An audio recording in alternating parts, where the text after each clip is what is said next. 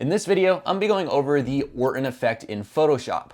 The Orton Effect is a way to edit your photos to make them a bit more dreamy and surreal. Let me go ahead and give you a few examples. So let's go ahead and start with this image here. We got this volcano that's very moody and got a lot of atmosphere going on here.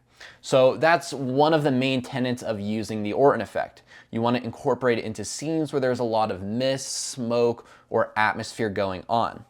So let's go ahead and drop the Orton Effect on this. So as you can see, it cut down on a lot of the harshness of these edges here and just gave it a more dreamy feel. Let's go ahead and turn that off and turn it back on again. So that's the big difference that it makes. Let's go to another example.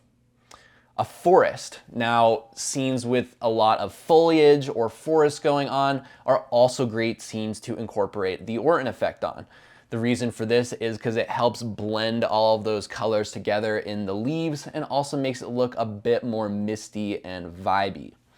So let's go ahead and turn the Orton Effect on here. And as you can see, it's starting to add that more relaxed, toned down vibe to it.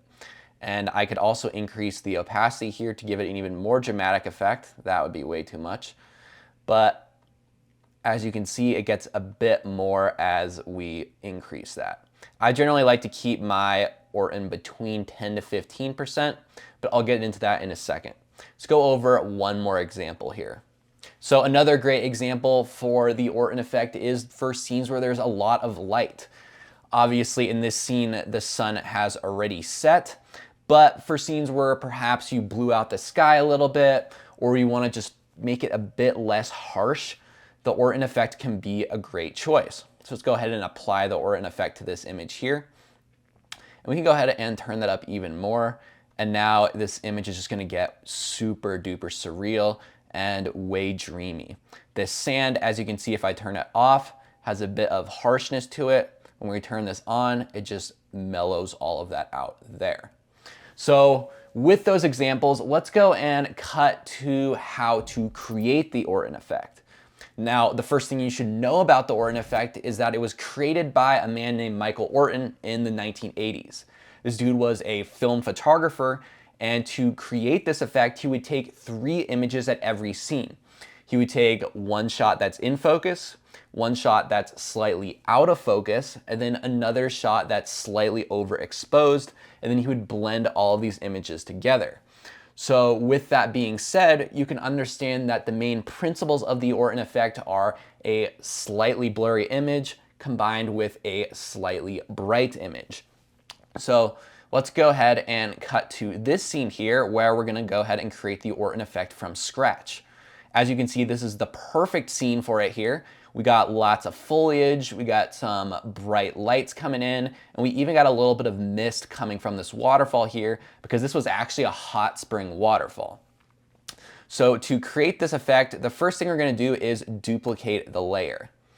If you have a bunch of adjustments already down, you can hit Control-Shift-Alt-E, which will go ahead and blend all of the layers below that and combine them into one layer and put it over the top. So let's go ahead and use this layer here. First thing we're gonna do is change it to the Orton Effect. Next thing we're gonna do is convert it to a smart object. This way we can apply filters and adjustments to it and they won't be permanent. So now that this is a smart object, we're gonna go up to the filter here, blur and Gaussian blur. So in terms of the radius, I would recommend using a radius that is the exact same megapixels as your camera. So since I shot this on a A7R III, I had a 42 megapixel camera. You could also alternatively maybe be using a 12 megapixel camera or even a 24 megapixel camera, which are popular choices. So let's go ahead and do 42 for me, hit OK. And now we have that first blur principle of the Orton Effect. The next thing we're going to do is go up to Image and Adjustments here. And we're going to apply this brightness contrast adjustment right here. And I actually didn't talk about this in the Smart Objects section of the course, but if you were to apply an adjustment up here in the Images section, it will make it a smart adjustment and apply it directly to the smart object. This means we can go back and edit it later on. So next thing we're going to do is increase the brightness, which is the next principle of the Orton effect. And one thing I like to do is also increase the contrast a lot, just for effect. Let's go ahead and increase that and hit OK. So now we have our Orton effect layer here. To make it work, we simply decrease the opacity to 10 to 15%. And now we have a nice little Orton effect on this image. If I were to turn it off, you can see the difference in the glow that we're incorporating. That might be a little bit much. Let's go ahead and turn that down here to 10. And there we go. We have a nice subtle effect. The key with this is subtlety. You don't want to overdo this or it's going to ruin your image. Just very, very subtle with it. And that's essentially how you create the Orton effect. Obviously, since this is a smart object, you can go back and edit these blurs if you need to, or you can even edit these brightness contrast if you need to. Or if you really wanted to, you can even mask out parts of the image. Now, the third part of this video that I want to go over is some alternative ways to use the Orton effect. This is the base method for using it, and there are a dozen different ways online that different photographers will describe how to use the Orton effect. So I'm gonna go through and include a few of those variations here, just in case you wanna mess with this a little bit further and see what kind of image you can get. So the first main variation that people do is they create a luminosity mask over the Orton effect here. They usually just use a lights 1 luminosity mask in order to isolate this Orton effect only to the brighter parts of the image. So let's go over and do that.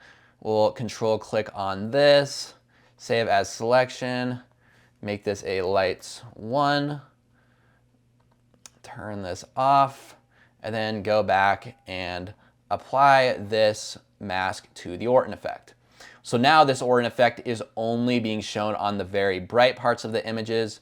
If we pull up this mask here, you can see where it's adjusting that. So that's one alternative way you can do the Orton effect. Another alternative way is to add a few more adjustments to the Orton effect. So some popular adjustments to add are a vibrance adjustment here to increase the vibrance of the parts of the image that are glowing. And another popular effect is to increase a little bit of warmth to the part of the images that are glowing. So we can pull up this color balance adjustment and pull up the yellows a bit and maybe the reds a bit, and now add a little bit of warmth to those parts of the image that are glowy. So if we turn this off and on, you can see the Orton effect there. So those are a few variations that you can include. And obviously feel free to experiment with however you want to really dial in this Orton effect how you like it. That's all I got. So let's go ahead and hop to the next video.